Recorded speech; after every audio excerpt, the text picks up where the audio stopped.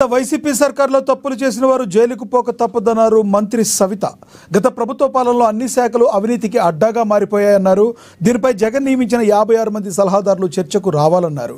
శ్రీ సత్యసాయి జిల్లా పుట్టపర్తిలో జరిగే మినీ మహానాడుకు కార్యకర్తలతో కలిసి తరలి వెళ్లారు. పెనుగొండలో ముందుగా ఎన్టీఆర్ విగ్రహానికి పూలమాలలు వేసి ఘన నివాళులర్పించారు.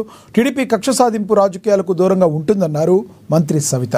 మహానాడు గుర్తుగా మంత్రి సవిత ఆధ్వర్యంలో తోపుడు బండ్లను పంపిణీ చేశారు. మరి తెలుగు రాష్ట్రాల్లో తెలుగు ప్రజలందరూ చేసుకునే అతిపెద్ద పండుగ మహానాడు.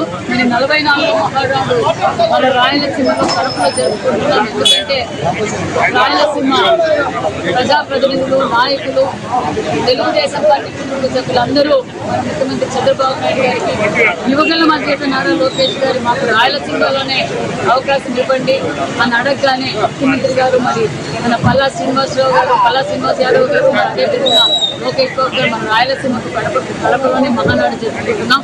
అంగరంగ వైభవంగా ఏర్పాట్లు కూడా జరుగుతున్నాయి. కార్యకర్తలు, నాయకులు ఉత్సాహంగా ఎప్పుడెప్పుడురా మహానాడు అనే కార్యక్రమానికి పాల్గొనే సిద్ధంగా ఉన్నారు. మరి రాష్ట్ర వ్యాప్తంగా ప్రతి నియోజకవర్గం